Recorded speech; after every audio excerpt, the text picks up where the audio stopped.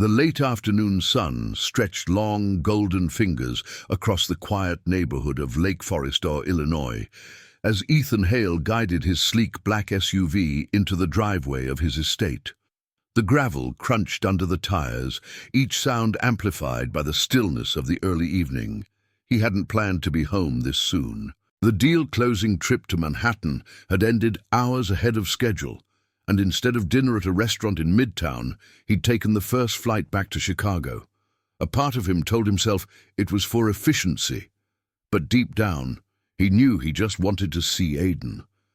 As he stepped inside the house, the familiar scent of polished wood and fresh linen greeted him, but there was something else, something different.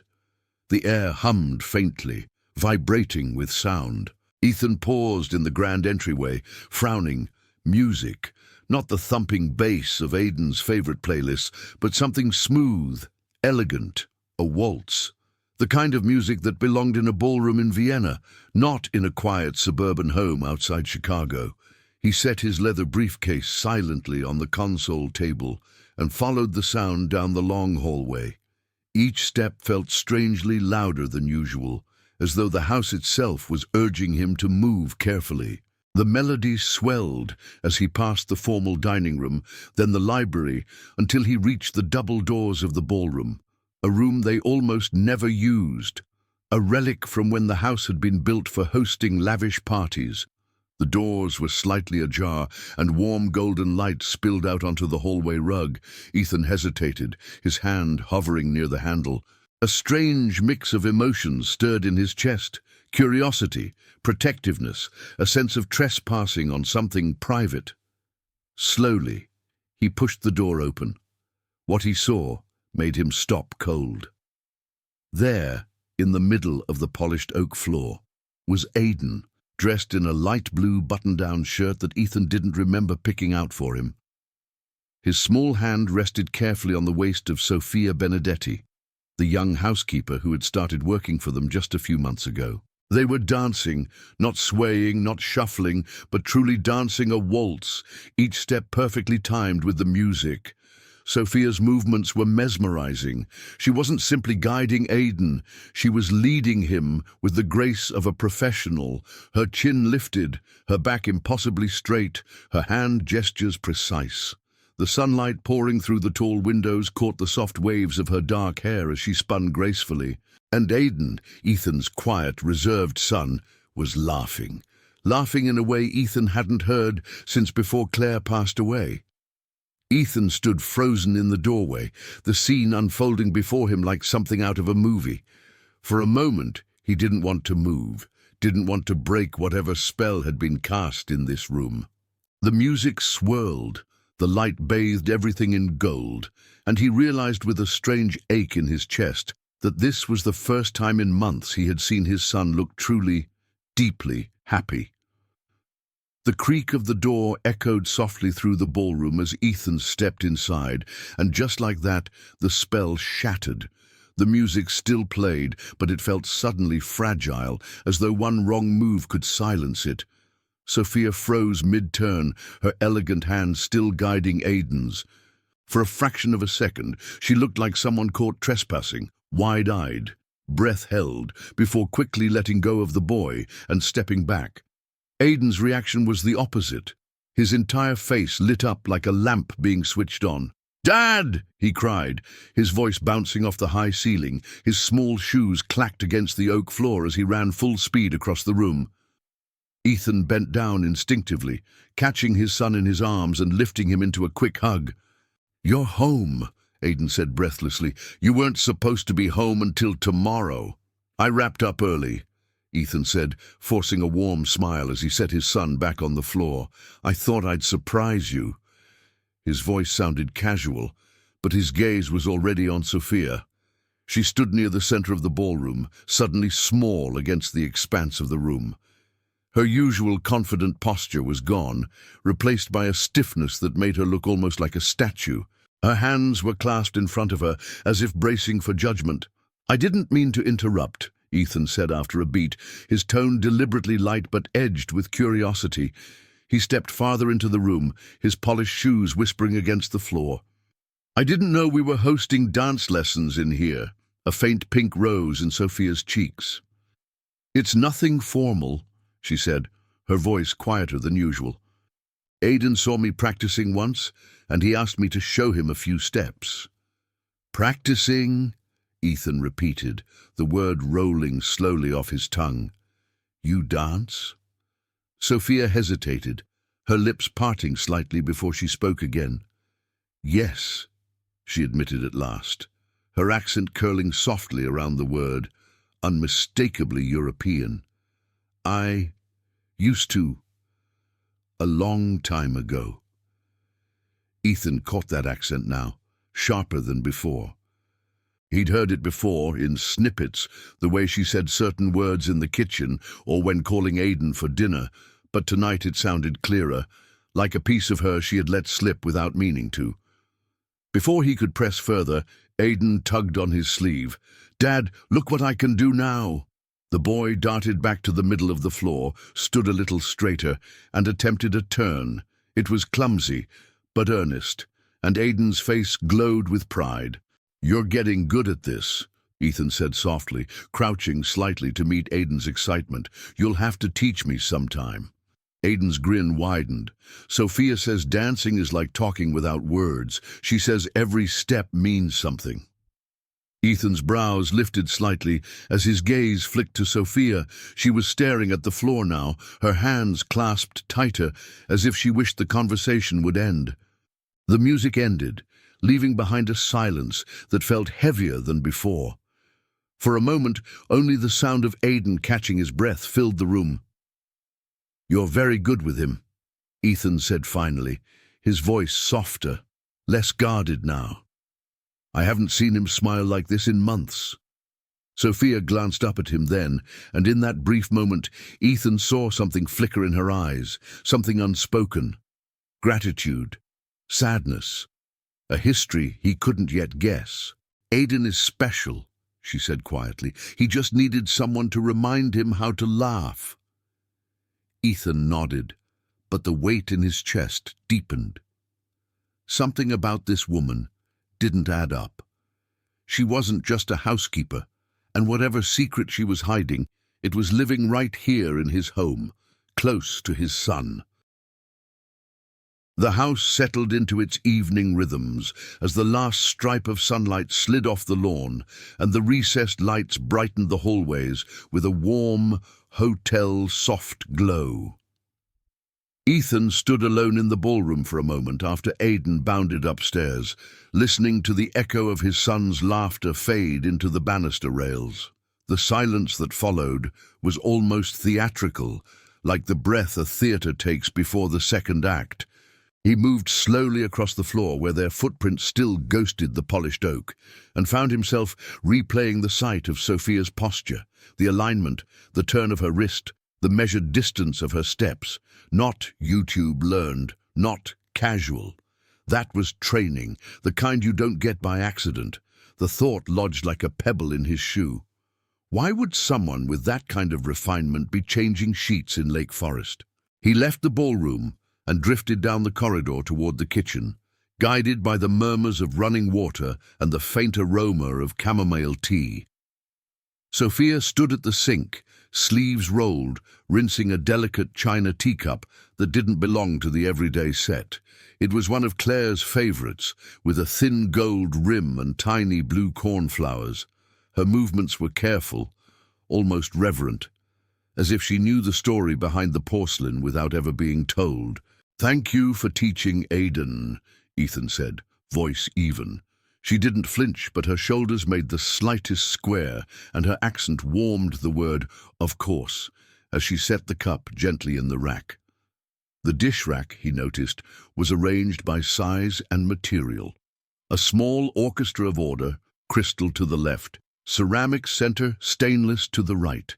People revealed themselves in the way they arranged the world, he thought. Hers was a world of precision. Do you give lessons? He asked, letting the question dangle between casual curiosity and a subtle probe. I mean, beyond Aidan. The kitchen hummed around them, the fridge motor, the low tick of the vintage wall clock. the faint rattle of an evening wind against the window screens. Sophia dried her hands on a linen towel and smiled, the kind of reserved smile that closes more doors than it opens. "I don't, Mr. Hale. Not anymore." The anymore hung like a chandelier crystal catching light. "Right," he said, nodding as though that resolved something. It didn't. "Call me Ethan," he added, and for a moment their eyes met. He saw composure there, but also a practiced restraint, like someone who'd stood behind velvet ropes most of her life. Aidan barreled in for a glass of water, chattering about a science video he wanted to show Sophia after homework. "Hey, champ, teeth first, then video," Ethan said, ruffling his hair. "Yes, sir," Aidan saluted playfully and clomped down the hall. Ethan watched Sophia watch the boy go. A softness crossed her face so unguarded that he felt like he'd intruded on a private note in a diary. "He's doing better," Ethan said quietly. "Sleeping more. Fewer nightmares." Sophia's reply was barely above a whisper. "Grief doesn't vanish. It just learns to sit in a different chair." The line was so precise it startled him. That wasn't a housekeeper's adage. That was something a therapist or a poet or someone who had bled and bandaged their own heart would say. Later, when the house exhaled into nighttime and Aidan's door clicked shut, Ethan found Martha in the butler's pantry updating the inventory spreadsheet by hand, because she still mistrusted the cloud. Martha had been with the Hales for 12 years, part house manager, part sentinel, part aunt who actually runs everything. Her silver hair was twisted into its usual low bun, and reading glasses perched on the tip of her nose. "You're back early?" she said without looking up, then glanced and did a small double-take. "And with that face? Either the market tanked or you found Aidan doing something dangerous that made you proud." Ethan smirked despite himself. "The latter. He was dancing with Sophia." Martha's pen stopped mid-stroke. "Dancing?" She tasted the word as if sampling a sauce. "A waltz," Ethan added. "A real one." Martha set the pen down and folded her hands, a quiet metronome of concern ticking behind her eyes. "She's careful," Martha said at last. "Does everything like there's a correct way and a wrong way, and she's memorized the manual." Ethan leaned on the doorframe, lowering his voice. "What do we actually know about her?" The question wasn't accusatory, not yet. It was the calibrated tone of a man who's negotiated enough contracts to feel the weight of invisible clauses. Martha didn't bristle. She had wondered, too. She came with a local reference, decent, shows up early, leaves late, never lets the laundry sit in the machine, irons the cuffs properly.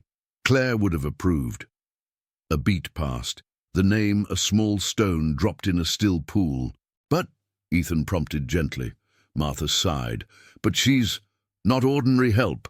The way she places the crystal, how she dusts the paintings. She knows frames, doesn't clean past gilding, uses a goat hair brush on the carved bits. That's training, not YouTube." "Languages?" Ethan asked. "Heard anything?" Martha's eyes flicked toward the closed kitchen, then back. "Once, on the back patio, she took a call. Italian, I think. Could have been Spanish, but it had that—" She searched for the word with her fingers, that roundness, like vowels rolling marbles. Ethan exhaled slowly. "And her hands," he said, surprising himself at the detail he'd catalogued. "No calluses, nails short, not salon-polished, a pianist's hands, or a dancer's." Martha gave him a look half amused, half approving. "You notice more than you admit, Mr. Hale." He shrugged. "Boardrooms teach you to read what isn't said." A silence stitched itself between them, comfortable as an old sweater. Then Martha, almost reluctant, "She paid a month up front when I hired her. Said it was important to show commitment." Ethan straightened. "Paid? In cash," Martha said. "Crisp bills. I logged it." People pay deposits for beach houses, he thought, not for jobs cleaning them. The pebble in his shoe pressed harder. That night, Ethan opened the small safe behind a framed sailboat print in his office and pulled out Claire's leather notebook, the one she used for little household notes that somehow became a family record. He flipped to the back where Martha stapled hiring forms, receipts, the odd post-it. There it was, a neat copy of Sophia's ID, Illinois address listed as a short-term rental in Evanston. Emergency contact left blank. Employment gap of nearly a year. Relocated as explanation. The cash deposit receipt, properly initialed by Martha. He traced the letters of the last name, Benedetti, and felt something like déjà vu, a museum placard half-remembered from a trip to New York. Benedetti. Where had he seen it? He closed his eyes and could almost smell varnish and old stone, hear the murmur of guides in soft, Euro-accented English. It was nothing he could prove, only the silhouette of a thought. He typed her name into a private browser, then stopped. This wasn't a merger. This was a person living under his roof who had brought sunlight back to his son's face. He scrubbed a hand over his jaw and stared at the screen's waiting blink. With a small, decisive motion, he closed the laptop and reached for a different tool, the one that had saved him more than once. Conversation. Not interrogation. Not yet. He rehearsed lines in his head the way he sometimes rehearsed pitches on the drive down Lake Shore. Neutral questions, invitations more than demands. He'd ask about the music first, safe ground. People reveal themselves when they talk about what they love. On his way to bed, he paused outside Aiden's door and listened to the soft rustle of sheets and the faint, contented sigh of a child, fully asleep. He remembered a time, not so long ago, when nights were fractured into alarms. Aiden calling out for Claire, the way the house felt too big and too empty at once. The waltz had done something that no therapist or basketball camp had managed. It had given the boy a way to step without stumbling through his grief. Gratitude washed through Ethan like warmth after winter. It complicated everything and clarified it too. He needed answers, yes, but not at the cost of the fragile bridge Sophia had built between Aiden's pain and possibility. Just before midnight, as the house settled into its gentle nocturne, the hydronic heat ticking in the baseboards, the oak branches scratching a soft signature along the second-story windows, Ethan stood at the kitchen sink and filled a glass with water. The moon hung clean and white above the dark lawn. In the reflection on the window, he noticed movement. Sophia, passing quietly down the back hallway with a small book in her hands. She didn't see him. She slipped into the library, a room most staff avoided because of its alarms and oil paintings. He waited, counting heartbeats. 5 minutes, 10. Curiosity outpaced etiquette. He padded barefoot down the hall and paused at the library door, left slightly open, the way a careful person leaves no fingerprints. Inside, Sophia stood before the shelf of European art history, her fingertips hovering just above the spines without touching, reading titles like Old Friends, Bernini, Sculpting in Clay, Florentine Palazzi, the language of gesture. Her lips moved with a line of text she could have recited. She wasn't stealing, she was remembering. Ethan withdrew soundlessly. The image burned into his mind. A housekeeper who handled gilding like a conservator, who waltzed like a debut at the winter ball, who read art history standing in the dark, who made his son laugh again.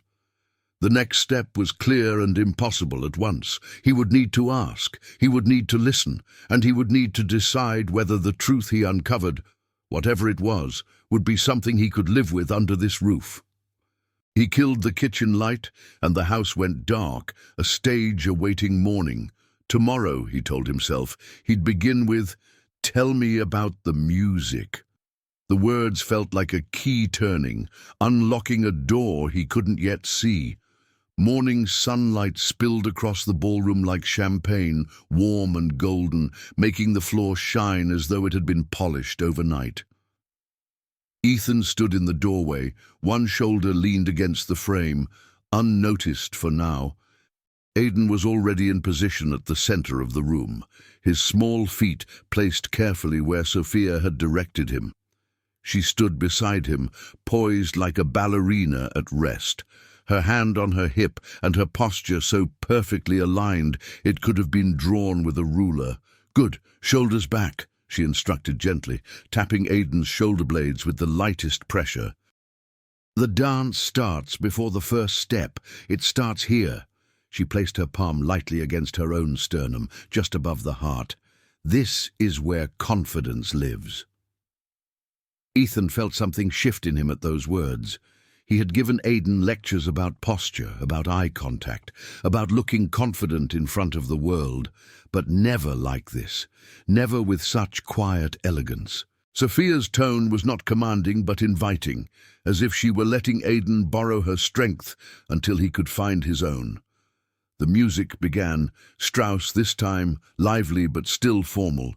Aidan took his first step, hesitated, and nearly stumbled. "Stop," Sophia said, not unkindly. She crouched so she was eye level with him. "Close your eyes. Listen." Aidan did, his face scrunching in concentration. "The music will tell you when to move. It's like hearing a secret. You must wait for the music to invite you." Ethan realized his breath had slowed, unconsciously matching the rhythm of the waltz. He could see the transformation happening in his son. Aidan's usual restless fidgeting softened, his shoulders dropped into place, and when he stepped forward again, it was smoother. "Better," Sophia praised, her smile genuine and warm now. "Again." Aidan tried the turn 3 times before he got it right, and when he did, he beamed so brightly Ethan felt it in his chest. He started to clap softly, making them both turn toward him. Sophia straightened instantly, her expression shifting back into that professional neutrality she wore like armor. "I didn't mean to interrupt," Ethan said, stepping inside with a half-smile. "But that looked good." Aidan ran to him, practically glowing. "Dad, did you see?" "I didn't mess up this time." Ethan crouched and nodded. "I did. You were amazing." Then he looked up at Sophia. "You're a good teacher." Something flickered in her eyes. Pride, maybe, or nostalgia, before she masked it with a polite nod. "He learns quickly," she said, her voice a touch more formal than it had been a moment ago. "Where did you learn to dance like that?" Ethan asked, his tone carefully casual. He didn't miss the way her hands stilled at her sides before she answered. "I studied when I was younger," she said simply. "It was part of my education." "Education," Ethan repeated softly. That single word held multitudes. This wasn't a woman who had taken community center dance lessons on Saturday afternoons. This was someone trained, polished, perhaps even bred for this kind of refinement. Aidan, oblivious to the subtle tension, tugged Sophia's sleeve. "Show Dad the bow again." Sophia hesitated just a fraction of a second, then complied, demonstrating a deep, elegant curtsy, her head bowing gracefully. Ethan felt an odd chill run down his spine, as though he were watching not just a dance instructor, but someone from another world entirely, a world of old money, of chandeliers and marble floors. The music ended, leaving the room in a hush so profound that even the ticking of the clock sounded louder. Ethan looked at Sophia, and for one long, silent moment, she looked back. The mask slipped, just for a breath. He saw sadness there, an ocean's worth, before she turned away to gather the speaker and reset the room. Ethan's suspicion had turned into certainty. Sophia was not who she seemed, and whatever secret she was carrying, it was beginning to seep through the cracks. That evening, after Aidan had gone to bed and the house had sunk into its quiet nighttime heartbeat, Ethan found Sophia in the library. She was standing near the globe bar, her fingers hovering over the spines of a row of leather-bound books on European history. The lamplight cast her shadow against the shelves, elongating her figure until it looked like a portrait from another century. "Sophia," Ethan said softly from the doorway. She startled slightly, but didn't spin around. "Mr. Hale," she said formally, straightening as though caught doing something she shouldn't. "You don't have to stop," Ethan said, stepping inside. "This room was meant to be used." He moved closer, his shoes silent on the Persian rug. "I wanted to thank you for today." She turned then, her expression softening. "Aiden is a remarkable boy," she said, her voice quieter, more intimate now that they were alone. "He just needs someone to believe in him." Ethan nodded but didn't look away. "You're more than someone who believes in him. You're teaching him things that matter. Posture, confidence, grace." He let the words hang for a moment. "Those aren't things most housekeepers know how to teach." Sophia's hands tightened slightly around the back of the chair she was standing behind. "I had a different upbringing," she said carefully. Each word weighed before she let it fall into the air. "That much is obvious." Ethan's voice was calm, almost gentle, but there was a firmness beneath it. "You speak like someone who went to finishing school.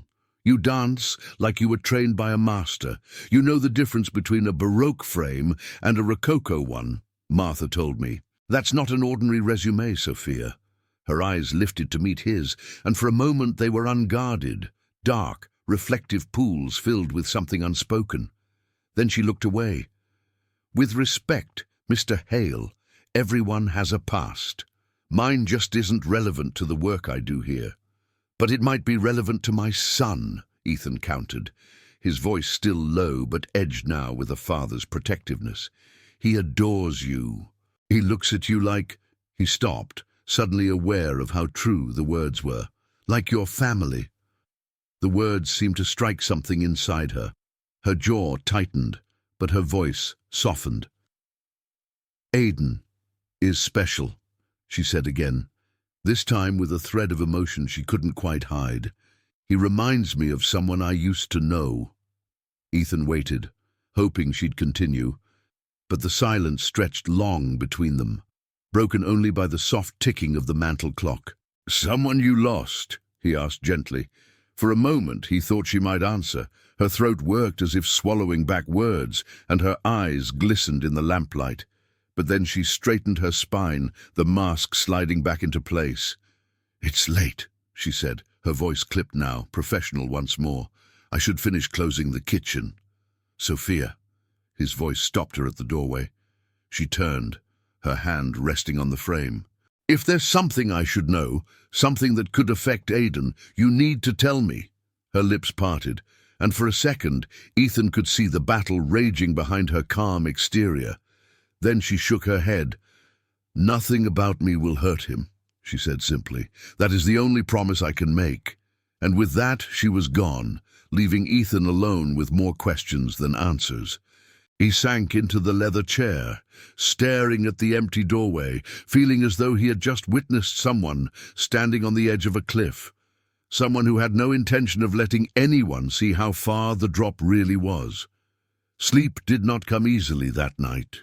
Ethan lay awake in the master bedroom, staring at the ceiling where the moonlight traced faint silver lines through the skylight.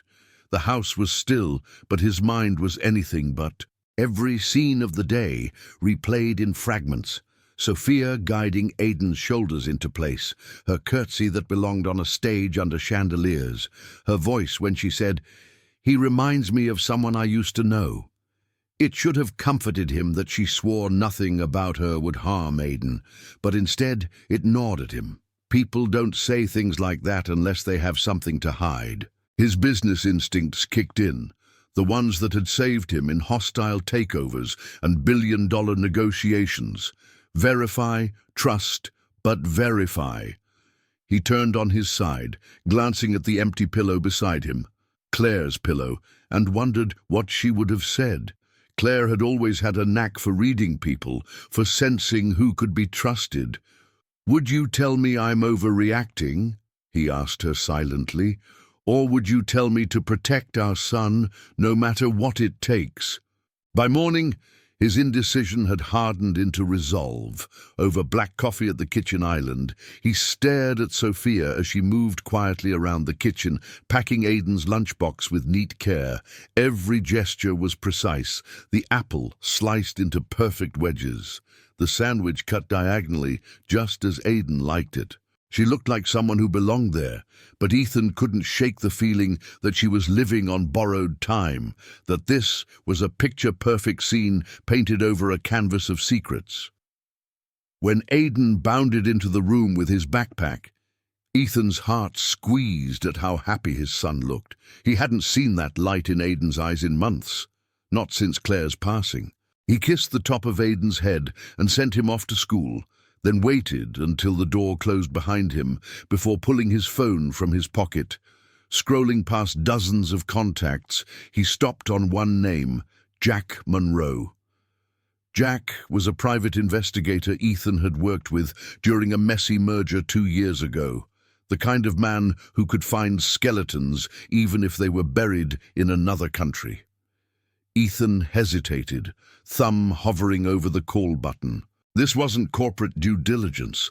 This was a woman who had been kind to his son, who had brought joy back into a house that had forgotten the sound of laughter. But joy built on lies was fragile, and Ethan couldn't risk Aiden's heart being broken again. He pressed the call button. "Ethan," Jack's voice came through after the first ring, calm and gravelly, like the man himself. "It's been a while. What can I do for you?" "I need a background check," Ethan said, his voice clipped, professional, the way he sounded when he wanted results fast.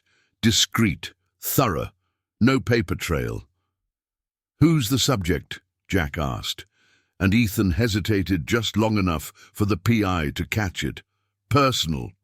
"Yes," Ethan said finally. "Her name is Sophia Benedetti."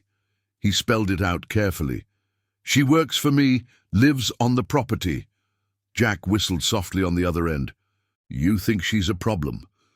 "I think," Ethan said, glancing through the window at Sophia, now hanging fresh laundry on the backyard line, her hair catching the morning sun, "that I don't know anything about her, and I can't afford not to know." Jack promised to start immediately, and they hung up. Ethan slipped the phone back into his pocket, a wave of conflicted relief and guilt washing over him. That evening, as he sat on the porch with a glass of bourbon, he watched Sophia walk across the lawn with Aiden, both of them laughing about something he couldn't hear from where he sat. The sound was light and pure, and it cut through him like a blade. He told himself he was doing the right thing.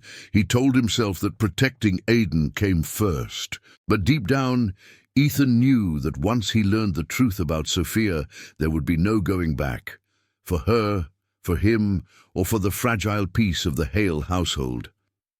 The first call came 3 days later, just as the late afternoon sky turned the color of pewter and the first drops of rain began to tap against the tall windows of Ethan's office. He'd been reviewing a stack of acquisition reports, though he hadn't really absorbed a word of them. When Jack Monroe's name lit up the phone screen, his pulse quickened in a way it hadn't since the days of high-stakes negotiations on Wall Street. "Talk to me," Ethan said as soon as he answered. Jack's voice was low, measured, the way it always was when he had something serious to deliver. "I've been digging. Your Ms. Benedetti is very clean on paper, too clean actually. No debt, no arrests, no medical issues that I can find. But there's a gap. 9 months missing from any employment or residence records, and her social security number. It was issued just under 3 years ago. For an adult woman, that's unusual." Ethan swiveled in his chair to face the rain-slicked window, watching droplets race each other down the glass. "So she's not who she says she is." "I'm not saying that. Not yet," Jack replied. "I'm saying she doesn't want to be found, which means there's a story there." He paused, then added, "I pulled some passport data through contacts. There's no record of her entering the country under that name before the SSN was issued. If she came here before that, she did it under a different identity." Ethan's grip on the phone tightened. He thought of Sophia's careful movements, the way she spoke about the past, like someone avoiding broken glass. "Keep going," he said quietly. "Working on it. I also found something that might interest you. The surname Benedetti is Old European, Italian, connected to a noble family with holdings in Florence, Siena, and even New York real estate from decades ago. I don't have a confirmed tie yet, but the coincidence is interesting." Ethan leaned back, the leather creaking beneath him. The room suddenly felt smaller, like the air had thickened. Noble family. That explained the dance, the language, the art knowledge.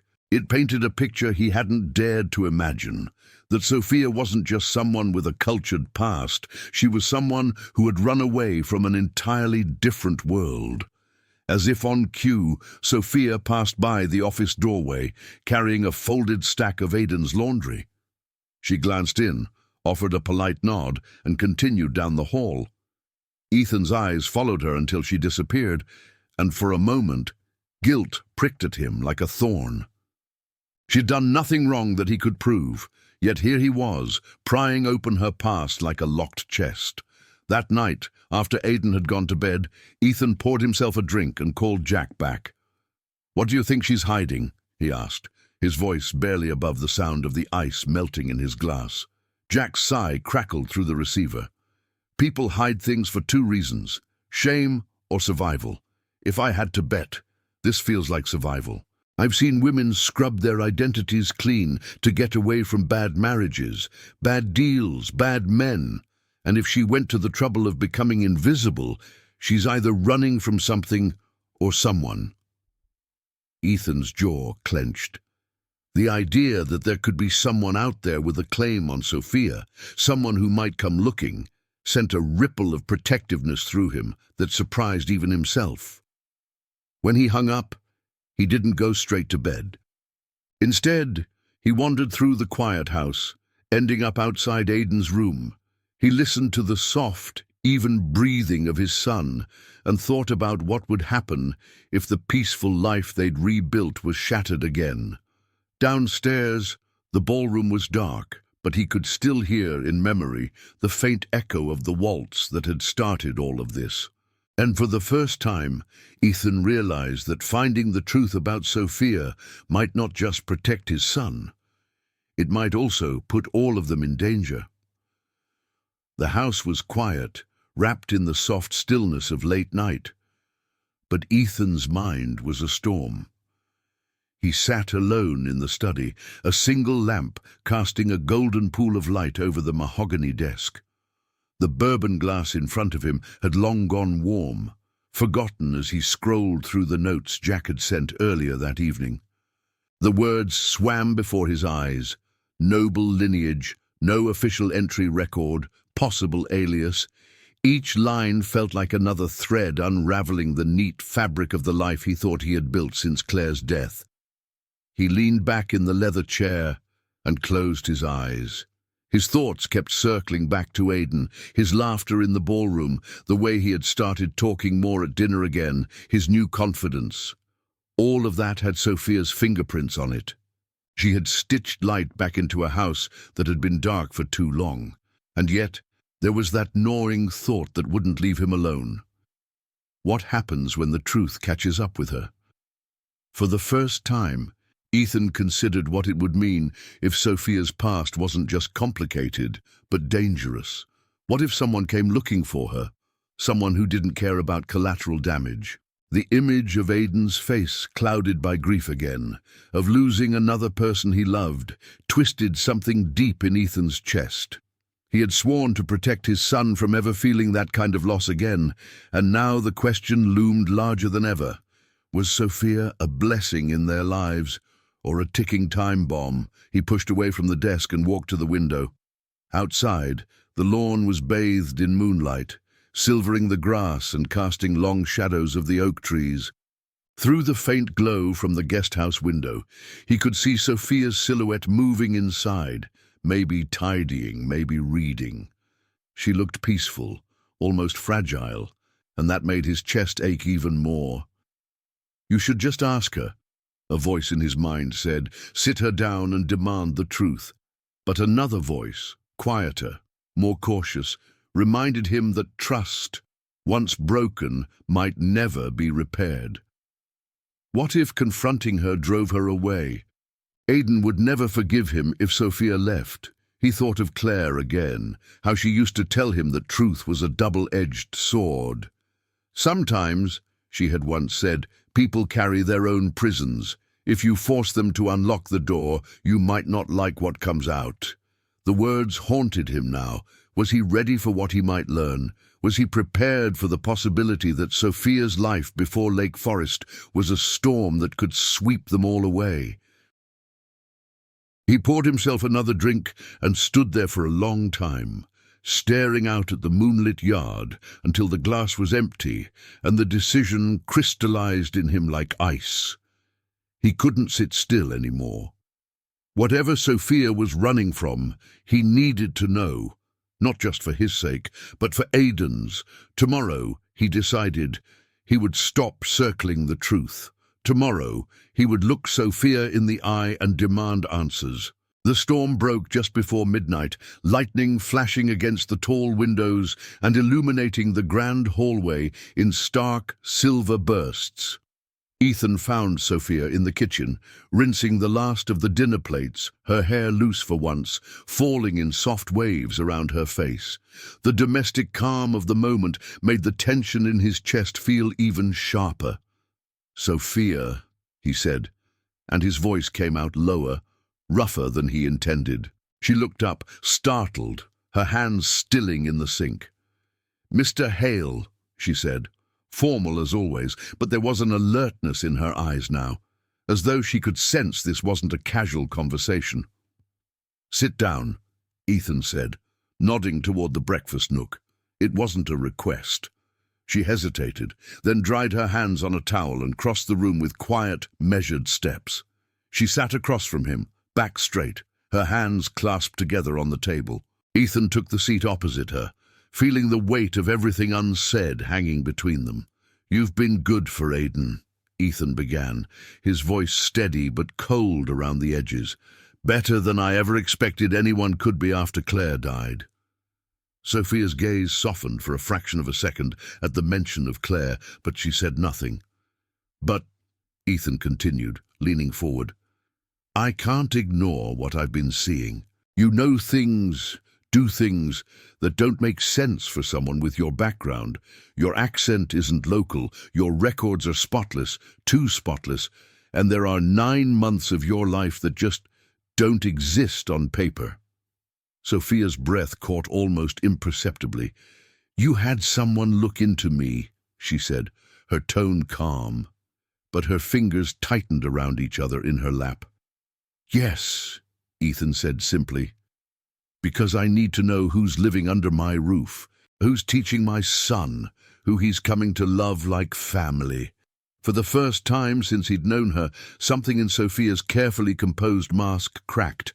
Her eyes glistened as if she were fighting something back. "And what if I told you that who I was before doesn't matter?" she said, her voice barely above a whisper. "It matters to me," Ethan replied, his voice hardening, "because if that past comes knocking on our door, it's Aidan who will pay the price. I won't let him get hurt again, so, Sophia..." He leaned closer, his gaze unflinching. "Who are you really?" The silence stretched so long that Ethan could hear the rain pounding against the windows, the distant rumble of thunder rolling like a drum. Finally, Sophia's lips parted. "I was someone else once," she said, her voice breaking on the word someone. "Someone who lived in a world that was all rules and expectations and golden cages. And I couldn't breathe there anymore." Ethan's chest tightened. "So you ran?" "Yes," she admitted, her hands unclasping now, trembling slightly. "I ran. I left everything behind, and I will never go back." "Why?" Ethan pressed, his voice soft now, almost coaxing. Sophia looked away, blinking rapidly. "Because if I went back, I wouldn't survive, not as myself." For a long moment, neither of them moved. The storm outside cracked open with another flash of lightning, throwing both of their faces into stark relief. Ethan saw fear there, but also defiance, the look of someone who had chosen freedom no matter the cost. "You're safe here," Ethan said finally, his voice low but resolute. "But I need you to understand something. If whatever you're running from comes anywhere near my son, I will do whatever it takes to protect him, even if that means sending you away."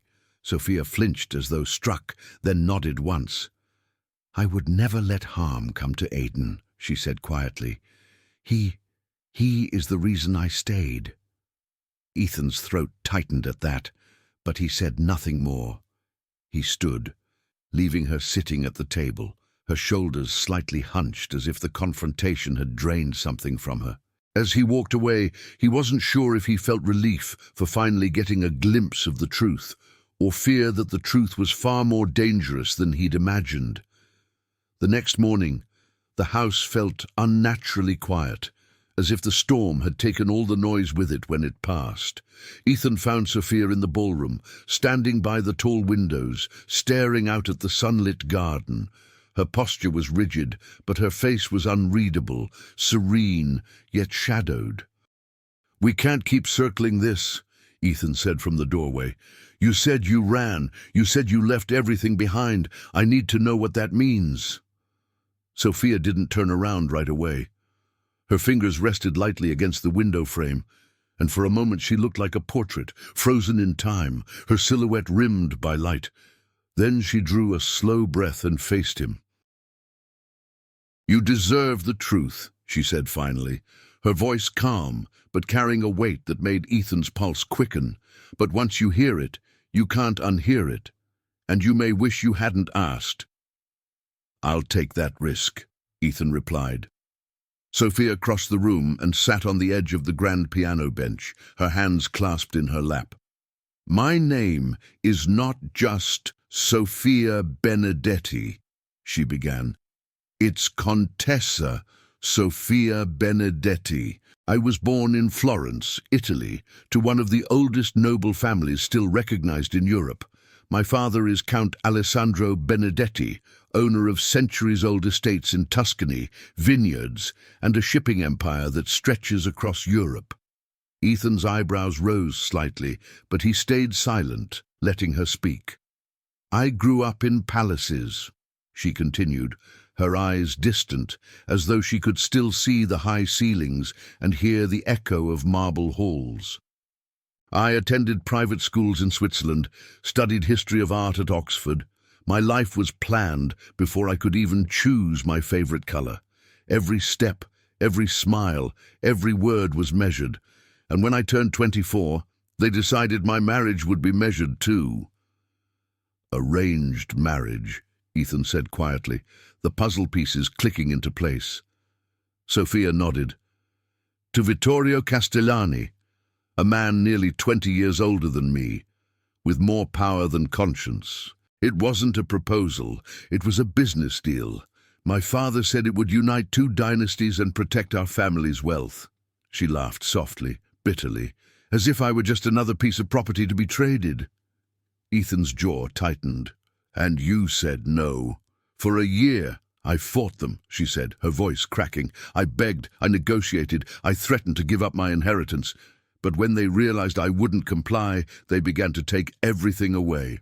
Friends were told not to speak to me. My cards were cut off, my phone monitored. They even tried to declare me unstable so they could have me committed until I came to my senses." The last words were barely a whisper, and Ethan felt something twist hard in his chest. "So you ran," he said gently. "Yes," she admitted, tears filling her eyes now. "The night before they were going to have me taken to a clinic, I left with nothing but a small suitcase and the documents a friend helped me forge. I crossed 3 countries before landing in New York under a new identity. And eventually, I came here, to Illinois, far enough away that no one would think to look for me." For a long moment, the room was silent, except for the faint ticking of the clock on the mantel. "Do they know where you are?" Ethan asked finally. Not yet, Sophia said, her voice quiet but firm. But they're looking. The Benedetti name carries weight. They have the money and the connections to keep searching until they find me. And Vittorio? Ethan's voice sharpened at the name. He won't stop until I am back in Florence, on his arm. To him, my refusal was a humiliation, and men like him, they don't forgive humiliation. Ethan exhaled slowly, running a hand through his hair. The pieces fit now. The elegance, the languages, the sadness in her eyes. But it also meant that everything he had feared was true. Sophia's past wasn't just complicated. It was dangerous. "Why didn't you tell me this from the beginning?" he asked, his voice softer now. "Because," Sophia said, standing now, her shoulders squared with quiet dignity, "I wanted at least one place in the world where I could just be Sophia, not a Contessa, not a pawn, not a runaway scandal. Just Sophia." And then there was Aidan. Her voice broke, tears spilling now. "He reminded me of my younger brother, Matteo. He died in a car crash when he was 12. I couldn't save him. But with Aidan," she pressed a hand to her chest, "with Aidan, I could give that love a second life." Ethan's throat tightened, and for a moment neither of them spoke. The air between them felt charged, as if the confession itself had shifted the gravity in the room. "You're not alone anymore," Ethan said finally, his voice low but resolute. "Whatever this is, we face it together, and I promise you, no one is taking you back there against your will." Sophia looked at him, searching his face for any sign of pity or judgment. Finding none, she nodded once, a single tear sliding down her cheek. For the first time since arriving at the Hale estate, she felt seen, not just as the housekeeper, not just as the fugitive, but as herself. The first sign came a week later. It was a Friday afternoon, and the air in Lake Forest carried the scent of cut grass and approaching summer rain. Ethan was on a call in his home office when Helena, the long-time housekeeper who had been with the family since Aidan was born, knocked urgently on the door. "Sir," she said, her face pale, "there are 2 men at the gate asking questions about Sophia." Ethan's stomach dropped. "What kind of questions?" "They have photographs," Helena said, wringing her hands. "One old, one recent. They say they're investigators working on behalf of her family in Italy. They're offering money for information." Ethan felt his pulse quicken, a mix of adrenaline and anger. He ended the call abruptly and strode to the security monitors. 2 men in dark suits stood just outside the wrought-iron gate, their posture too straight, too professional, not the kind of people who go door to door without a purpose. "Don't let them in," Ethan said sharply. "Tell them you've never seen her. Say it convincingly." Helena nodded and hurried away, her usually calm demeanor replaced with anxious energy. Ethan picked up his phone and dialed Sophia's number with fingers that suddenly felt heavy. She answered on the second ring. "Ethan? Is something wrong?" "Don't come back to the house yet," he said, his voice low and urgent. "There are men here asking about you. Stay where you are, somewhere public. I'll call when it's safe." There was a pause on the line, and when Sophia spoke again, her voice was steadier than he expected. "They found me." "Not yet," Ethan said quickly, "but they will if we're not careful." He watched from the upstairs window as Helena walked to the gate and spoke to the men.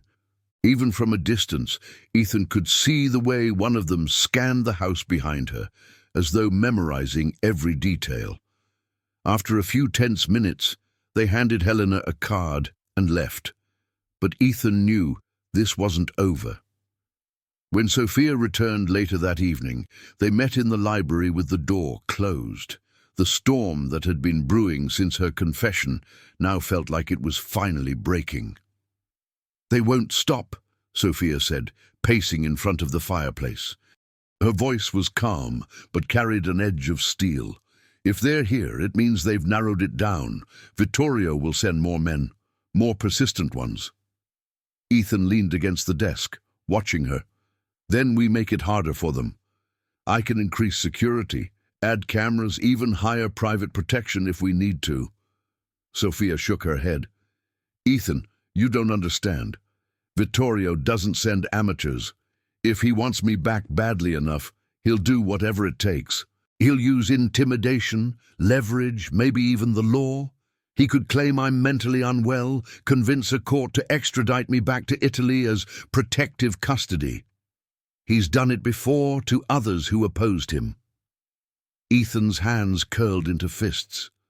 The idea of anyone dragging Sophia away, of anyone taking her from Aiden, sent a wave of fury through him.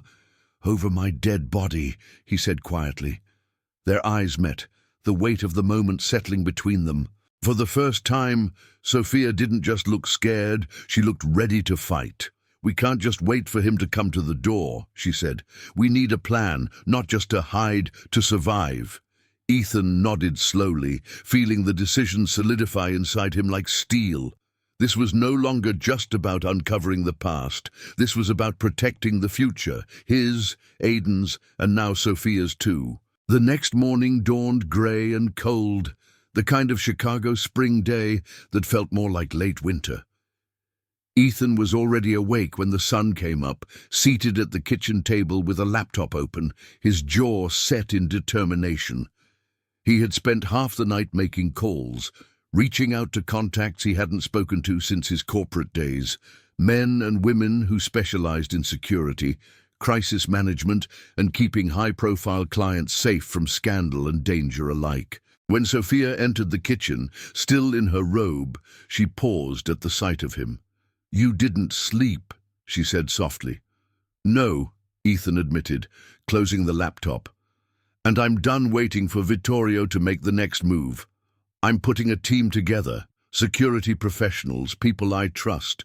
They'll monitor the property, screen visitors, make sure Aiden gets to and from school safely. If these men come back, they won't get within 100 feet of you." Sophia walked to the coffee pot, poured herself a cup with hands that trembled just slightly. "You don't have to do this," she said after a long pause. "This isn't your fight." Ethan stood and crossed the room, his voice low but steady. "The moment you stepped into this house and made my son smile again, it became my fight. You're not doing this alone anymore." Something flickered in Sophia's expression. Relief, maybe even gratitude, but there was still fear there too. "Protection can only do so much," she said. "Vittorio doesn't just have money. He has influence. Judges, lawyers, even embassy connections. If he really wants to force me back—" "Then we get ahead of him," Ethan interrupted gently. "I've already called an attorney I trust. We're going to explore every legal angle, restraining orders, immigration protections, anything that keeps you safe here. If this becomes a battle in court, we'll be ready." Sophia sank into a chair, holding the coffee mug like an anchor. "Do you have any idea what it feels like," she said, her voice breaking, "to wake up every day wondering if today's the day they find you? To never let yourself get too comfortable, too attached, because you know it could all be ripped away." Ethan sat across from her, his gaze unwavering. "Yes," he said quietly. "After Claire died, every day felt like I was waiting for the next blow, the next tragedy, the next thing to take what little I had left. That's why I know we can't live like that forever. Fear doesn't get to run this house anymore." For a moment, neither of them spoke. The kitchen was quiet, except for the faint hum of the refrigerator and the distant sound of Aiden's footsteps upstairs. Then, slowly, Sophia reached across the table and placed her hand over Ethan's. "You don't know what this means to me," she said, her eyes shimmering. Ethan squeezed her hand gently. "Then show me," he said softly. "Show me that you trust me enough to fight for more than just survival. Fight for a life. Here. With us." The intimacy of the moment hung in the air, charged but fragile. When Aiden bounded into the kitchen a minute later, the two adults separated their hands, but something unspoken remained between them, a silent pact. Later that afternoon, a black SUV rolled up the driveway, carrying the first members of Ethan's security team. Watching them unload equipment and set up monitoring systems gave him a strange sense of calm, like putting on armor before going into battle.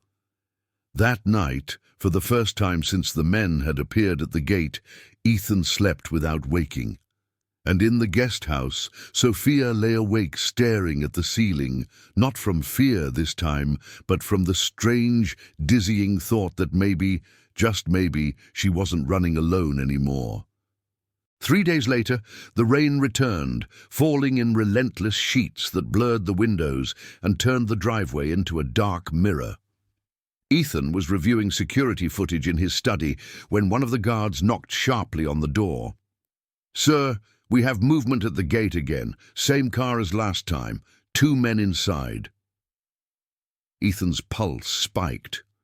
He followed the guard to the monitor room, where the live feed showed a sleek black sedan idling just beyond the wrought iron gates. 2 figures sat inside, their faces obscured by the rain, but the posture was unmistakable, waiting, watching. "They've been sitting there for 10 minutes, the guard said. "No attempt to approach the house this time." Ethan stared at the screen, jaw tight. "They're testing us," he said grimly, "seeing how we respond. Log the footage and double the perimeter checks tonight." When he stepped back into the main house, he found Sophia standing in the hallway, her hands clasped tightly in front of her. She had seen his expression and knew. "They're here again," she said, not asking but stating. "Yes," Ethan admitted, "but they're not getting past the gate. Not while I'm here." Her breath hitched, and she turned away, pacing toward the window. "Do you know what this feels like?" she said suddenly, her voice sharper than usual. "Knowing that at any moment everything could be taken away, that they could drag me back across an ocean against my will, that Aiden could watch me disappear one morning and never see me again." Ethan moved closer, his own frustration boiling over. "Do you know what I feel every time I see my son smile at you? Every time I watch him get a little piece of his childhood back? I can't lose that, Sophia. I can't lose you, not now." The words hung in the air like a live wire. Sophia froze, her back to him, and for a moment the only sound was the rain beating against the windows. Then she turned slowly, her eyes shining with unshed tears. "You can't say things like that," she whispered. "Not when I don't know how long I can stay. Not when every day feels borrowed." Ethan stepped closer, close enough now to see the fear and longing warring in her gaze. "Then stop borrowing," he said softly. "Start living here, with us, for as long as you can. Stop carrying this alone." Sophia's composure cracked then, tears spilling freely as she sank onto the nearest chair. "I'm so tired," she admitted, her voice breaking.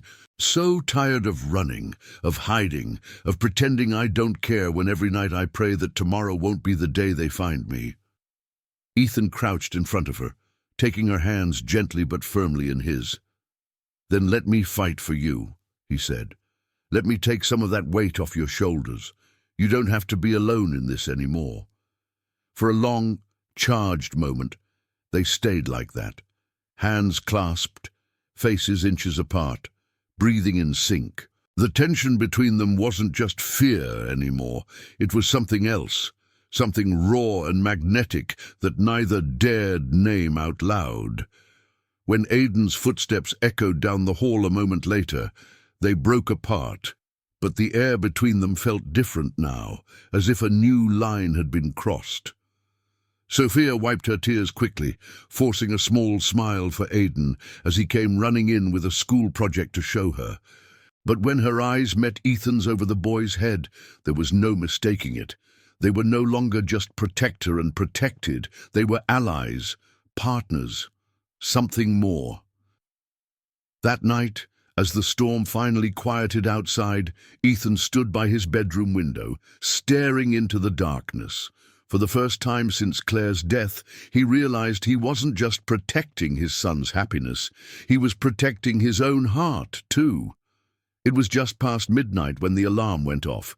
The sharp electronic wail shattered the stillness of the house, sending Aidan's dog into a barking frenzy.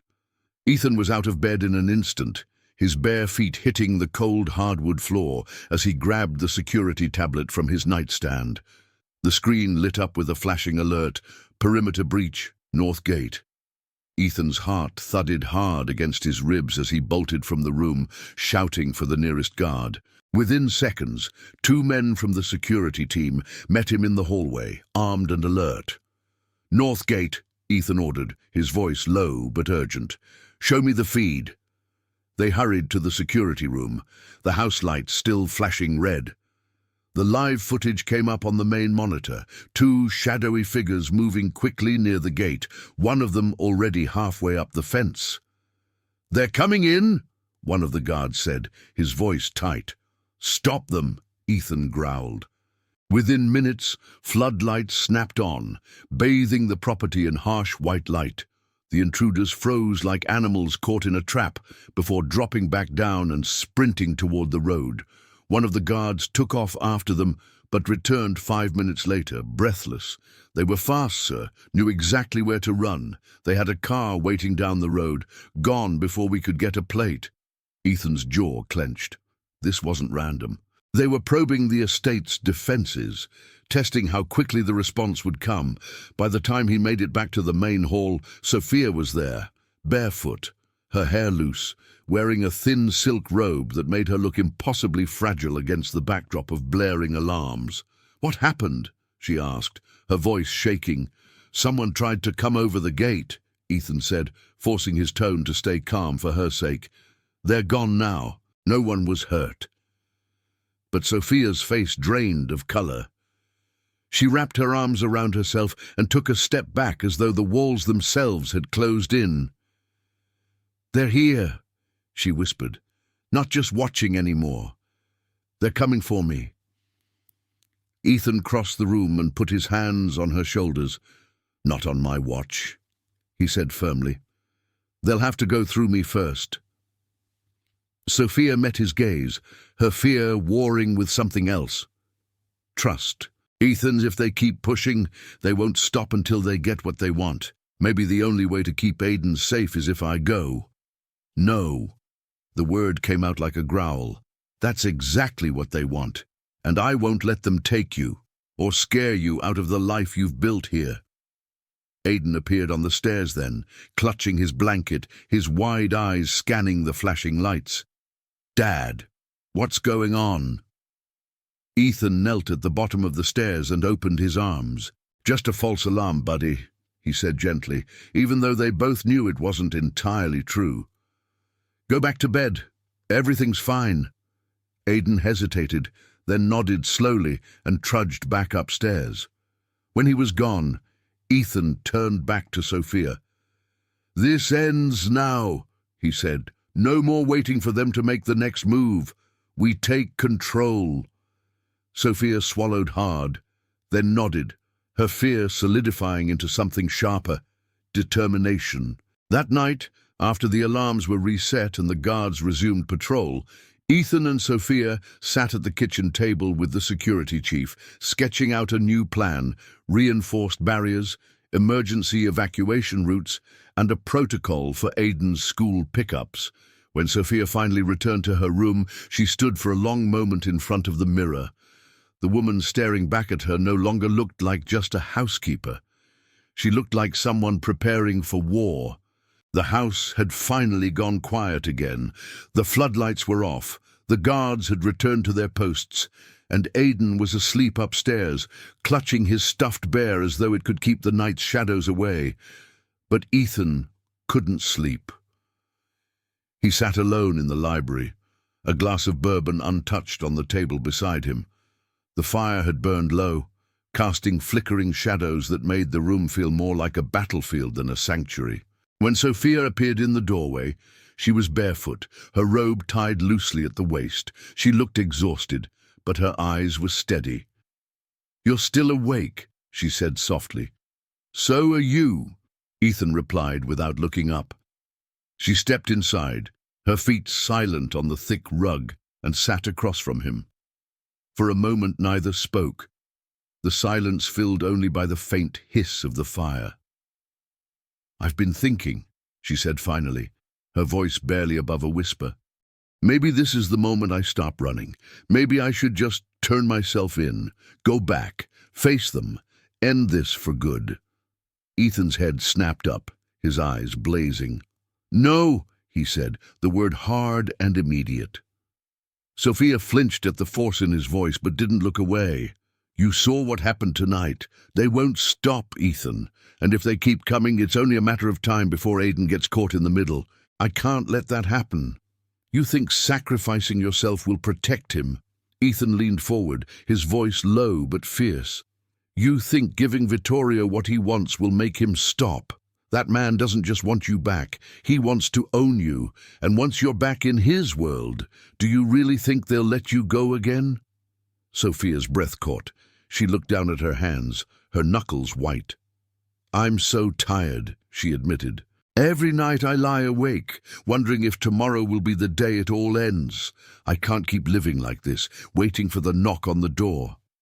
Ethan stood and crossed to her side of the room. He knelt in front of her, forcing her to meet his gaze.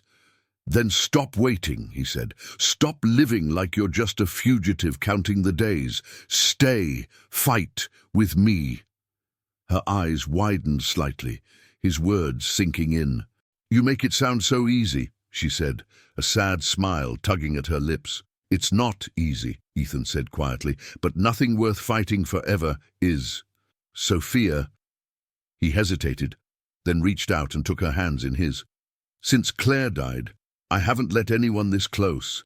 Not to me, not to Aiden, but you're here now, and you've changed this house. You've changed us. I can't lose that. I won't lose you." Sophia blinked back tears, her chest rising and falling as though she couldn't quite catch her breath. "You don't know what you're saying," she whispered. "I know exactly what I'm saying," Ethan replied. "You're not just someone I'm protecting anymore. You're part of this family, and if I have to go to war to keep you here, I will." For a long moment, she just stared at him, her hands still in his, the firelight painting both their faces in gold. Slowly, she nodded. "Then we fight," she said softly. "But if we do this, we do it together.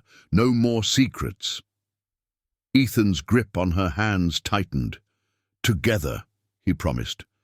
They stayed there for a moment longer, just looking at each other, before Sophia leaned back, exhaling shakily. The tension between them was electric now, not just fear, but something far deeper. That night, when Sophia finally returned to her room, she felt something she hadn't felt in years. Hope. For the first time, the idea of a future here didn't feel impossible. And Ethan, still sitting by the fire long after she left, felt a decision solidify inside him. If they were going to fight, they needed more than walls and guards. They needed something that would make it harder for anyone, even Vittorio, to claim Sophia didn't belong here. The morning after their late-night conversation was quiet, almost unnaturally so. The house smelled of freshly brewed coffee and rain-soaked earth drifting in through the open kitchen windows. Ethan stood by the counter, still in his t-shirt and jeans, a folder of legal documents spread before him. When Sophia entered, her hair still damp from a shower, she noticed the intensity in his posture before she even saw the papers. "What is all this?" she asked cautiously, moving closer. Ethan looked up, his jaw set, eyes clear. "Options," he said simply. "Options." He gestured for her to sit, then slid the folder toward her. "I spoke with my attorney this morning. There are ways we can make it harder, much harder, for Vittorio or anyone else to take you from here. Legal avenues, not just private security. But they all depend on one thing." Sophia's brow furrowed as she glanced through the papers, immigration filings, residency applications, a phrase that made her heart skip, spousal sponsorship. She looked up at him sharply. "Ethan!" He took a slow breath, then said it plainly. "Marry me!" The room seemed to go utterly still. Even the quiet hum of the refrigerator faded, leaving only the sound of Sophia's breath catching. "Marry you," she repeated, as though she needed to make sure she had heard correctly. Yes. He didn't flinch, didn't back down. Not because I expect anything from you, not because I need a wife, but because it's the only way I know to make sure you're protected, legally, permanently. If you're my wife, you can't be forced out of this country. And if Vittorio tries to challenge it, we fight him together. Sophia stood abruptly, backing away a step as though the idea itself was too big to hold. Ethan, do you have any idea what you're saying? Marriage isn't just a legal contract. It's a shield, Ethan interrupted gently but firmly. One that makes it harder for anyone to take you, one that tells Aiden and the whole damn world that you belong here with us.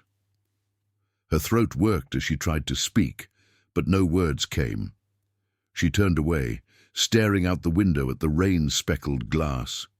You don't understand, she whispered. If we do this, there's no going back. This isn't just about me anymore. It ties you to all of it. The Benedetti family, Vittorio, the mess I left behind. They'll see it as a declaration of war. Ethan came to stand behind her, close enough that she could feel the warmth radiating from him. Then let it be war, he said quietly, because I'd rather fight beside you than watch you be dragged away without a chance to fight at all. Sophia turned then, and for the first time, tears spilled freely down her cheeks without her trying to hide them. Do you even realize what you're offering me? She asked. Yes, Ethan said. I'm offering you a way to stop running, a way to give Aiden and you a life that isn't built on fear. I'm offering you a choice. For a long moment, they just stood there, the air charged between them. Finally, Sophia exhaled shakily, wiping her cheeks. If we do this, she said slowly, then it has to be clear. This is about protection, nothing else. No expectations beyond that. Ethan nodded once. Understood. And Aiden can't know the real reason. To him, it has to feel real, like we chose this because we wanted to be a family. Ethan's mouth softened into something that was almost a smile. Then let's make it real enough that even we believe it. Sophia gave a small, incredulous laugh through her tears. You're insane, she whispered. Probably, Ethan agreed. But I'm not wrong. By the time the conversation ended, Sophia's hands were trembling as she signed the first of the documents that would set the process in motion.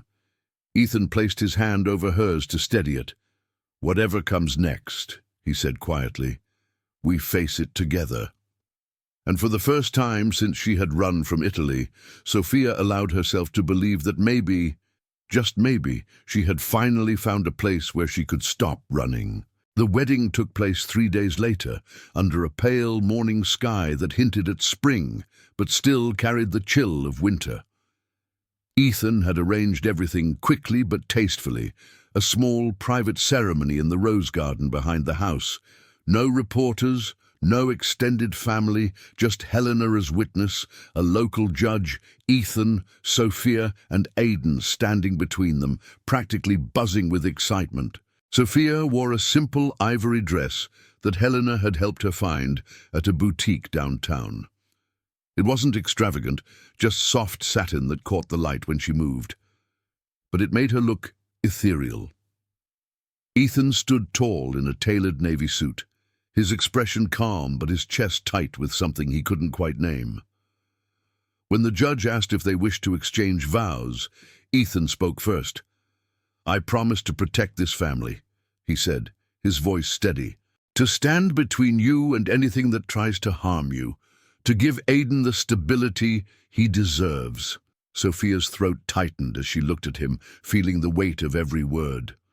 And I promise, she said softly, to do everything in my power to keep this home filled with light, no matter what comes. To care for Aiden as if he were my own. And to face whatever storms may come, together.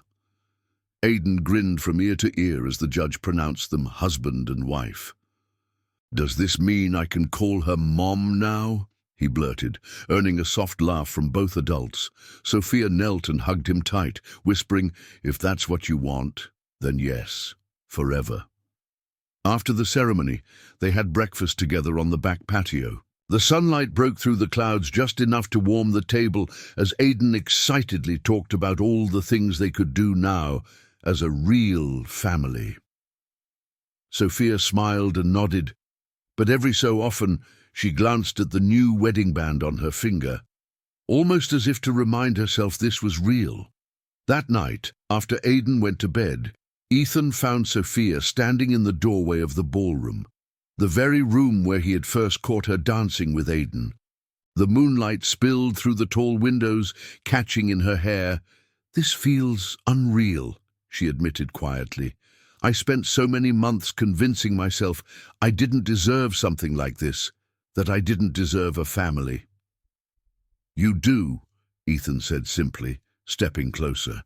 "You've earned every bit of peace we can give you." Sophia turned to face him, her expression softer than he had ever seen it. "You keep saying this is about protection, about safety," she said, her voice low. "But today, when we said those vows, it felt like more than that." Ethan's breath caught because he had felt it too, the moment when practicality blurred into something real. Before either of them could say anything more, a guard's voice crackled through the intercom. "Sir, we've received word. The black sedan from before was spotted again, but this time it wasn't alone. 2 vehicles." They stayed just long enough to be noticed, then left. Sophia's face paled, but Ethan touched her arm gently. "Let them watch," he said. "This house isn't the same house they approached before. Neither are we." She nodded slowly, the fear in her eyes tempered now by something stronger, resolve. That night, for the first time since arriving in America, Sophia slept without waking from a nightmare. 2 days after the ceremony, the air felt heavier around the estate, as if the house itself knew something was coming. Ethan was in his study going through emails when one of the security guards appeared at the door, his expression grim. "Sir, this was delivered to the front gate about 20 minutes ago." He handed Ethan a thick, cream-colored envelope, sealed with a red wax insignia. The crest pressed into the wax was unfamiliar, but its formality sent a chill down Ethan's spine. Inside was a single sheet of stationery, the handwriting elegant but sharp. "Mr. Hale, your hasty marriage does not change what was promised. Sophia Benedetti belongs to her family, and to me. Return her willingly, or I will come to claim her myself. V.C."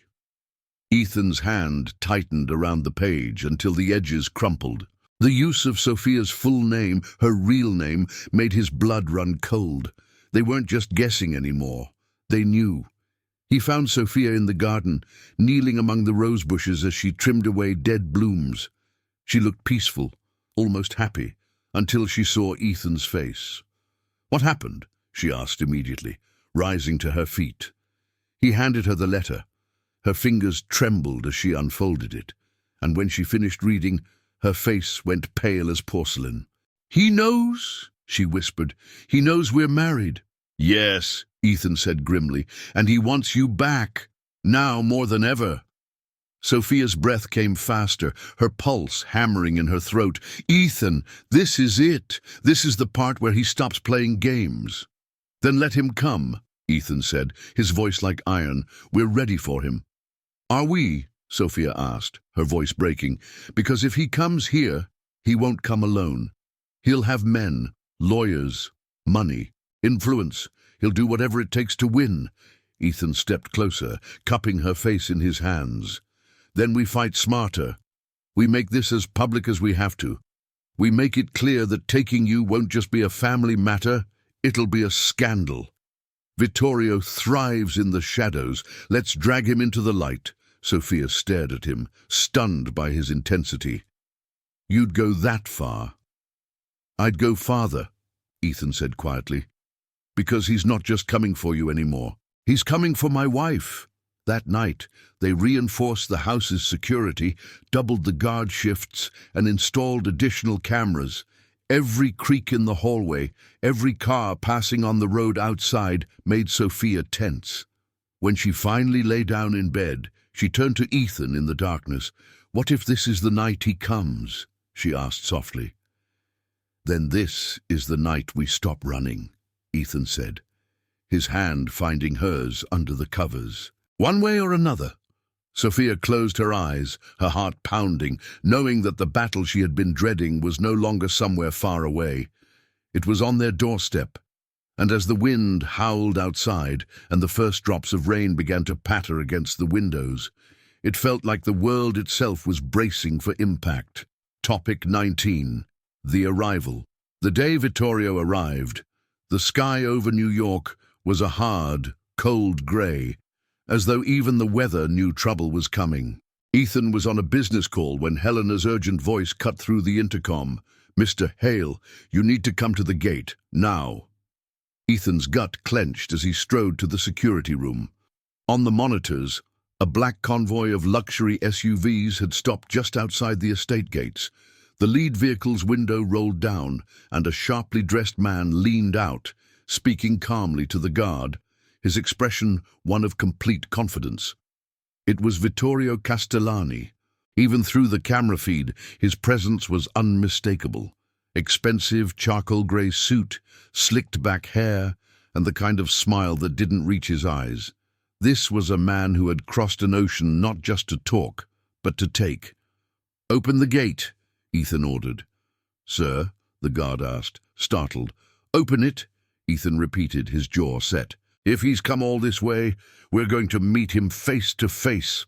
Moments later, Vittorio's convoy rolled into the driveway, the rumble of the engine sounding like an invading army. When the vehicle stopped, 6 men in dark suits stepped out first. Private security, their movements crisp and rehearsed. Finally, Vittorio emerged from the lead car, buttoning his jacket as he looked around the property with cool appraisal, like a man examining merchandise. Ethan met him halfway down the front steps, shoulders squared. "You're trespassing," he said flatly. Vittorio's smile widened, predatory and calm. "I prefer to think of it as visiting family," he replied in perfect, lightly accented English. "There is no family here for you," Ethan said coldly. "Sophia is my wife. She's not going anywhere." At the sound of her name, Sophia appeared in the doorway behind Ethan. She was pale but composed, dressed simply in a soft grey sweater and jeans, her eyes locked with Vittorio's, and for a fraction of a second something unreadable passed between them. History, anger, defiance. "Cara mia," Vittorio said smoothly, ignoring Ethan entirely. "You've kept us all waiting far too long. The time for rebellion is over. It's time to come home." "I am home," Sophia said, her voice steady even as her hands trembled at her sides. Vittorio chuckled softly, a sound that made Ethan's skin crawl. "You think this place, this country, can protect you from who you are, from who we are? You are a Benedetti. You belong to us." "She belongs to no one," Ethan said, stepping closer until he was inches from Vittorio. "And if you think you can walk onto my property and intimidate her, you've chosen the wrong man to play with." Vittorio's smile vanished, replaced by a thin, sharp line. "Careful, Mr. Hale," he said quietly. "This isn't a battle you can win with money and pride. I have more resources, more connections, and more patience than you can imagine. Sooner or later, she will come with me. The only question is how much damage is done first." "You want to test me?" Ethan said, his voice low and dangerous. "Go ahead, but understand this. If you try to take her, you won't just have a scandal on your hands. You'll have a federal case. And I will drag your name and your family's name through every court in this country until there's nothing left for you to hide behind." For a moment, the two men just stared at each other, the tension between them so thick it felt like the air might shatter. Finally, Vittorio gave a small nod to his men, who began retreating toward the cars. "This is not over," he said, his voice soft but lethal. "Next time, I won't come to talk." He turned back to Sophia one last time. Think carefully, cara mia. How many lives are you willing to destroy before you admit where you belong? Then he was gone, the convoy disappearing down the drive as quickly as it had come. When the last car was out of sight, Sophia let out a shuddering breath and collapsed onto the steps, her whole body shaking. Ethan knelt beside her, wrapping an arm around her shoulders. "He's not taking you," Ethan said firmly, his voice steady even though his pulse was still thundering. "Not now. Not ever." But as he held her close, watching the road where Vittorio's convoy had vanished, Ethan knew the man had been telling the truth about one thing. This wasn't over. It had only just begun. It happened 3 nights later. The house was quiet, the guards at their usual posts, when the first alarm blared through the security system. Red lights flashed in the hallways, and Ethan was out of bed in an instant, pulling on his shirt as Sophia bolted upright beside him. "What is it?" she whispered, her voice tight. "Perimeter breach," Ethan said grimly, grabbing the handgun he kept in the drawer. They hurried down the stairs, and before they even reached the front hall, the headlights of several vehicles cut across the lawn. This time, there was no slow approach, no pretense of civility. Vittorio's men were pouring out of the SUVs like a well-trained strike team. "Stay behind me," Ethan ordered, as the guards took their positions. The front doors shook as someone pounded on them. Then Vittorio's voice rang out, sharp and commanding. "Ethan, you've had your chance. Bring Sophia out now, or we come in and take her." Sophia's entire body went cold, but Ethan's hand found hers, grounding her. "You're not going anywhere," he said, his voice low and firm. The standoff lasted only seconds before the first window shattered. Gas canisters clattered onto the marble floor, hissing as white smoke filled the entryway. "Move!" Ethan shouted, pulling Sophia back toward the interior of the house. The security team engaged, shouts and gunfire tearing through the night. Aiden appeared at the top of the stairs, terrified. "Dad! Go to the safe room!" Ethan bellowed. "Now!" Sophia sprinted up to grab him, holding him close as they raced down the hallway toward the reinforced door hidden behind the library shelves. Ethan followed, covering them until the last guard signaled that the breach was contained, for now. Inside the safe room, Aiden was shaking, tears streaming down his face. "They're going to take her, aren't they?" he cried. "No," Ethan said, kneeling in front of him. "No one is taking her. Not while I'm breathing." The intercom crackled. Vittorio's voice came through, chillingly calm despite the chaos. "You can't hide forever, Hale. The world knows she's mine. This ends tonight." Ethan grabbed the microphone and snarled into it. "No, Vittorio, tonight is when it ends for you." Then, turning to Sophia, he said, "We make this public right now." "What?" she asked, stunned. He grabbed his phone, opening the live stream app connected to his verified business account. "You wanted to fight in the light. Let's give him nowhere to hide." Seconds later, Ethan Hale, billionaire, philanthropist, and a man whose followers numbered in the millions, was broadcasting live from inside the safe room. He spoke clearly, his voice ringing with controlled fury. "This is Ethan Hale. My wifey, Sophia, is being targeted tonight by an international figure attempting to abduct her from U.S. Goose soil. If anything happens to her or to my son, the man responsible is Vittorio Castellani." Outside, there was a sudden silence. Vittorio hadn't expected this. The entire world was watching now. Sophia stepped into frame beside Ethan, her chin lifted proudly. "I am Sophia Benedetti Hale," she said, her voice steady. "I left Italy because I refused to be forced into a marriage I did not consent to. Tonight, that man came here to drag me back against my will. I will never return. This is my home. This is my family." The comments on the live stream exploded, journalists tagging networks, legal experts chiming in, the story going viral in real time. Vittorio's men began to retreat, their element of control shattered. The front gate swung open as the SUVs peeled away into the night, leaving only the sound of sirens approaching in the distance. When the police arrived minutes later, Ethan provided them with the recording, ensuring there was no way Vittorio could spin the narrative in his favor. Back in the safe room, Ethan finally let out the breath he'd been holding. Sophia collapsed against him, shaking, but this time it wasn't fear. It was relief. "You did it," she whispered. "You made sure they can't touch us again." Ethan kissed the top of her head, his arms tight around her. "No, Sophia, we did it." Aidan crawled into her lap, still sniffling, and she held him close. For the first time, she didn't feel like a fugitive. She felt like someone who had taken back her life. Outside, dawn was breaking, painting the horizon in pale gold. A new day and a new life had begun. The days following the confrontation felt like stepping into a new world.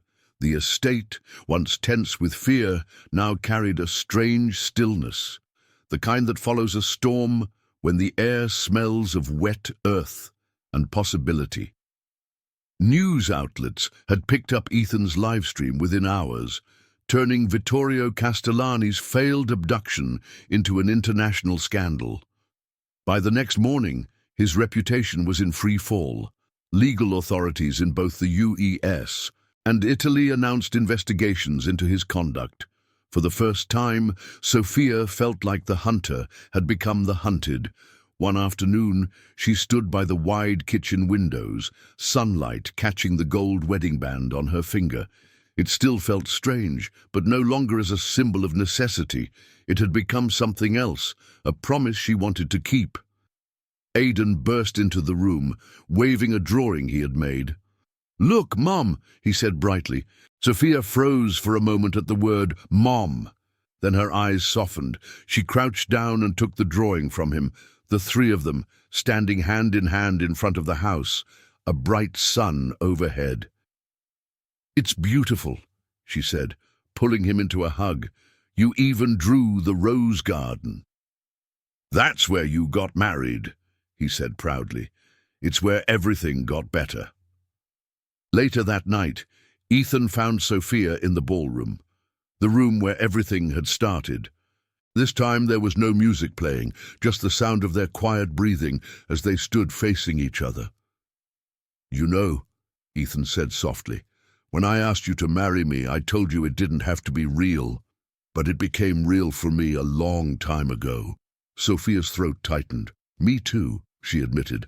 "I spent so long running from who I was, from what I felt I had to be. But now, for the first time, I want to run towards something, toward you, toward Aidan, toward this life." Ethan stepped closer, brushing a strand of hair from her face. "Then stop running," he said. "Stay, not because it keeps you safe, but because you want to." Sophia smiled, tears filling her eyes. "I'm not going anywhere." He pulled her into his arms, holding her as if he never planned to let go. Weeks later, the ballroom was filled with music again, not tense, not secretive, but joyful. Sophia taught Aidan a new dance, while Ethan watched from the doorway, smiling. When Aidan twirled too fast and nearly fell, Sophia caught him, and the room rang with laughter. As the music swelled, Ethan joined them, taking Sophia's hand and spinning her once, just enough to make her laugh. For the first time in a long time, the house felt whole. And as the sun set over the Hudson River outside, painting the sky in shades of rose and gold, Sophia thought of the girl she had been, the one who had fled across the ocean, terrified and alone. That girl was gone. In her place stood Sophia Hale, wife, mother, survivor, and finally free. Sometimes the most powerful battles we fight aren't with fists or lawyers, but with the courage to stand firm in who we are, even when the world tries to rewrite our story. Ethan, Sophia, and Aidan didn't just survive Vittorio's threats. They transformed fear into strength, turned a marriage of convenience into a bond of love, and proved that a family isn't defined by blood, but by the choice to stand together when it matters most. And now, I want to hear from you. What moment in this story hit you the hardest? Was it when Ethan faced Vittorio at the gates? When Sophia finally said she was home? Or when Aidan called her mom for the first time? Drop your thoughts in the comments. Your perspective might inspire someone else who's watching this right now. And if this story moved you even a little, don't just leave quietly. Hit that subscribe button, turn on notifications, and share this video with someone who needs to remember that love and courage can change everything.